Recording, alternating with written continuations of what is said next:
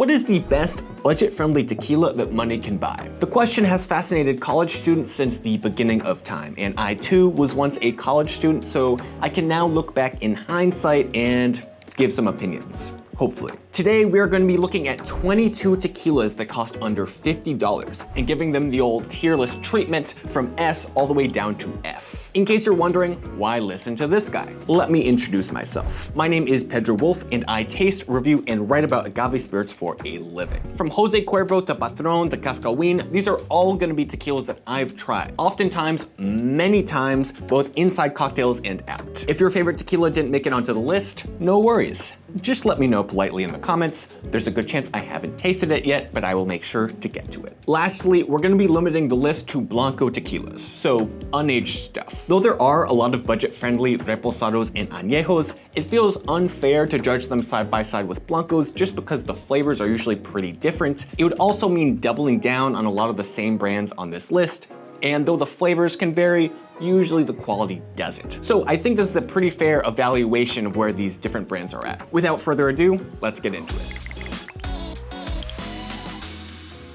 First up, we've got Jose Cuervo, the OG, probably the single most iconic tequila on the market, but one that I think most of us know isn't the best. Jose Cuervo has a couple of bottlings that would fall into this budget-friendly category. On the cheaper end, there's Cuervo Especial, which is a mixto, which means 51% agave distillate, 49% something else, usually sugarcane distillate. On the slightly more expensive side, you have Cuervo Traditional, which is 100% Blue Weber agave. Neither of these are particularly good by any stretch of the imagination. They use super industrialized techniques like the diffuser. They all taste like rubbing alcohol in their own way or another, and for all those reasons and more, they continue to sell millions of cases every year. No shade to anyone who loves Cuervo, but this is just not the brand for me. I will say that some of the brand's higher end stuff, specifically their Reserva de la Familia Extra Añejo, is pretty damn tasty. But it is certainly not budget friendly, and it is not what we are going to be talking about today. I'm going to put Cuervo Especial in the F tier and Tradicional in the D tier. It's a little bit better, but not by that much. Next up, we've got Patron. Another OG, but in a very different way. This is another super iconic tequila, one that hit the market in the early 90s. So the story goes, the founder discovered a very pretty bottle and built the brand from there, rather than building from the liquid first. But that doesn't mean that the liquid is necessarily bad. If anything, I think it's pretty decent. This is many Americans' first introduction to so-called premium tequila. And though its market share waned a little bit in the late 2010s when stuff like Don Julio and Casamigos started coming out, it's made a comeback in recent years with a really strong additive-free campaign that's been touching down all across the United States. The liquid inside the bottle isn't anything insane, but it's additive-free, straight to the point, and tastes exactly like tequila should without any bells and whistles. This is one of maybe 5 tequilas that you can find literally anywhere in the United States, and of those 5 tequilas, this is the one that I would choose every single time. We're gonna put Patron in the C tier, which from here on out, let's just say means that it's good for cocktail. Lalo Blanco. Founded by the grandson of Mr. Don Julio himself, this is a fantastic brand that's been making a lot of waves over the past few years. They don't do any reposados or añejos, and I think they are all the better for it. It's super agave forward, super tropical, and surprisingly buttery, especially on the nose.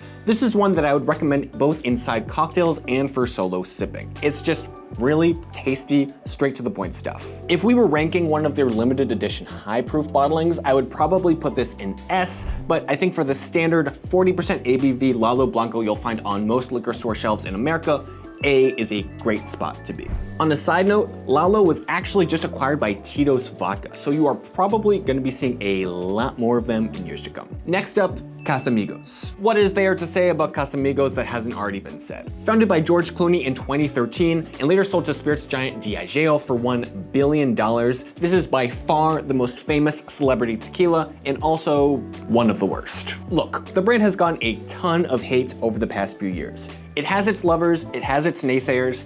I definitely fall into the naysayer category.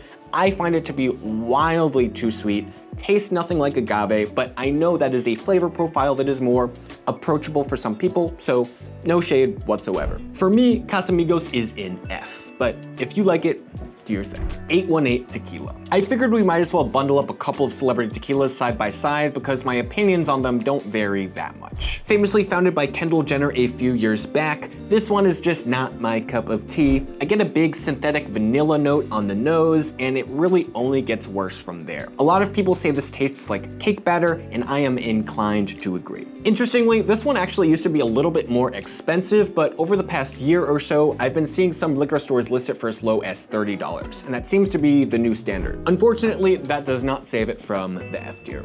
Gascawin. Gascawin is right up there with stuff like Fortaleza and G4. Super delicious, super sought after, collector's bottles that make the nerds go crazy. But those aren't the exact bottles we're gonna be talking about today. In addition to their high-end stuff that can cost as much as $200-300 bucks on the resale market, Gascawin makes a really reliable trio of Blanco, Reposado, and Añejo that is well within the budget of most people buying tequila off the shelf. Their flagship Blanco is great, reliable stuff, and I would recommend it to just about anybody. Fun fact, this is the official tequila of the Shake Shack in the Guadalajara, Mexico airport. So if you are ever down there, I would highly recommend ordering a boozy lemonade or milkshake. Gascawin is going in B tier. Arret. Similar to Gascawin, this is a brand that does some really high-end stuff in addition to more approachable bottlings. With their approachable bottlings, I think maybe being the cheapest of any on this list, you can get a 750 milliliter of Arret Blanco for as little as 20 bucks at a lot of liquor stores. For what it is, I would say it's fantastic. Great for cocktails,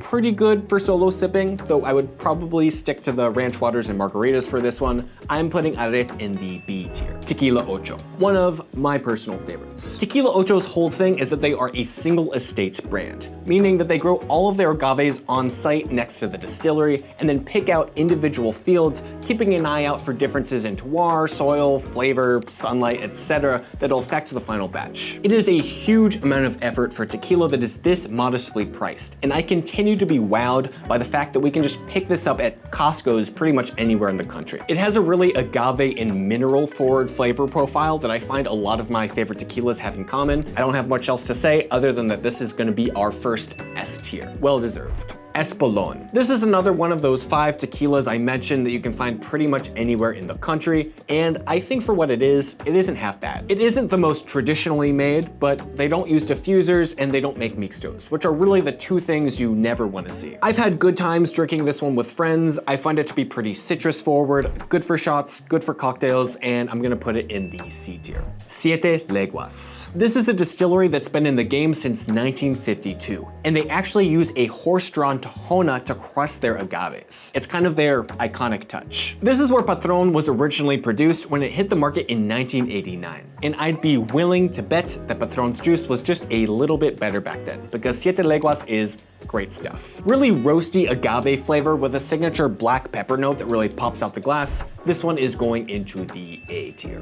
Volcán de mi Tierra. This is a recent launch that's doing tequila like no one else on the market, especially at its price point. Their Blanco contains a blend of 3 different tequilas that use a mix of lowland and highland in different cooking and milling methods, and the end result is fantastic.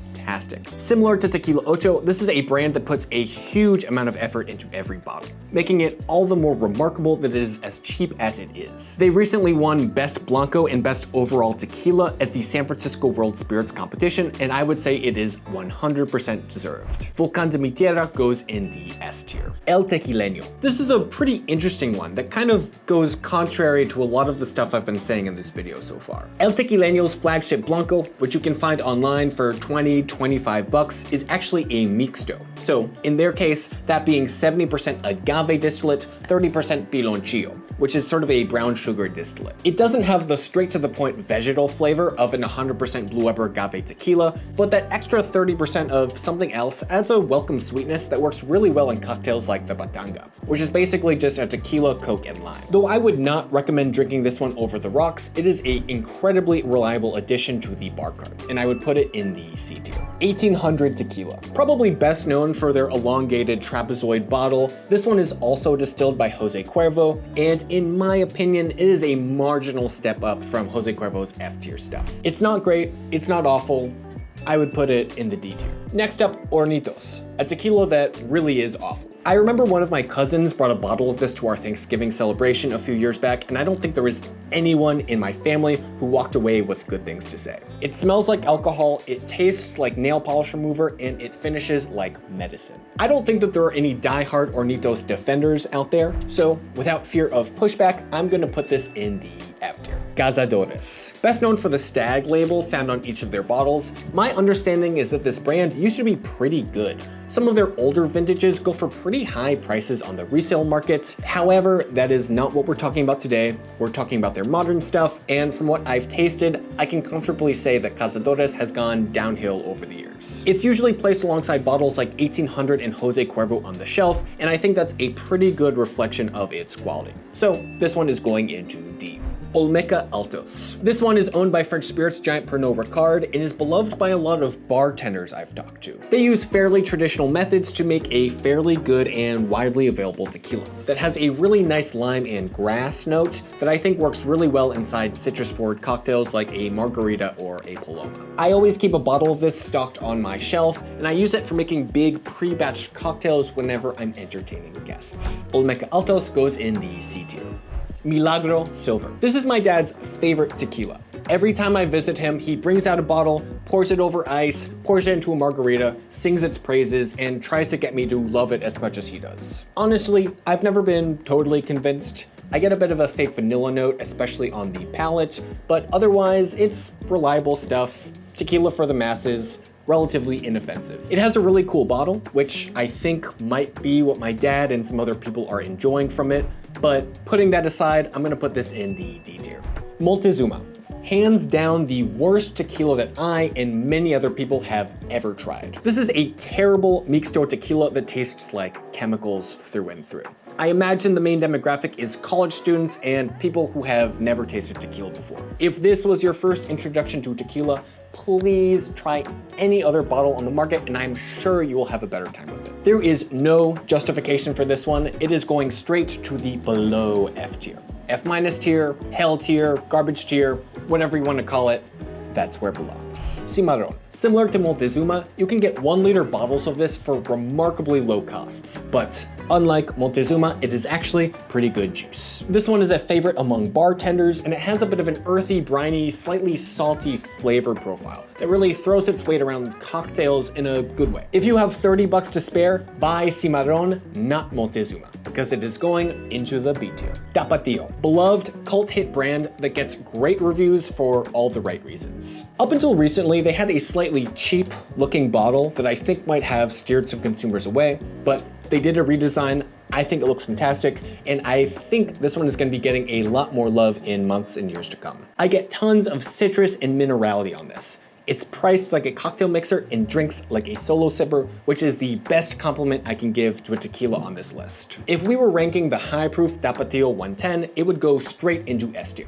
But for the standard bottle, I think A is a more than comfortable spot. Last but not least, El Tesoro. This one is produced at the same distillery as Tapatio, and if you ask me, is just a little bit better. Each of their bottles has this little Tahona cork on top, which pays homage to the 2-ton volcanic stone wheel that they use to crush their agaves. The attention to detail absolutely shows. I find that the brand's Blanco has a super tropical flavor profile. Tons of mango, guava, papaya, all those colorful fruits you'd see falling right off the tree. It's also distilled to proof, which means that the team doesn't add any water to dilute it after the fact. So in theory, you get a lot more agave character and a bit more of a silky mouthfeel. Though this one has gotten a little bit more expensive in recent years, it's still widely available for just under $50, and I would say it is worth every last penny.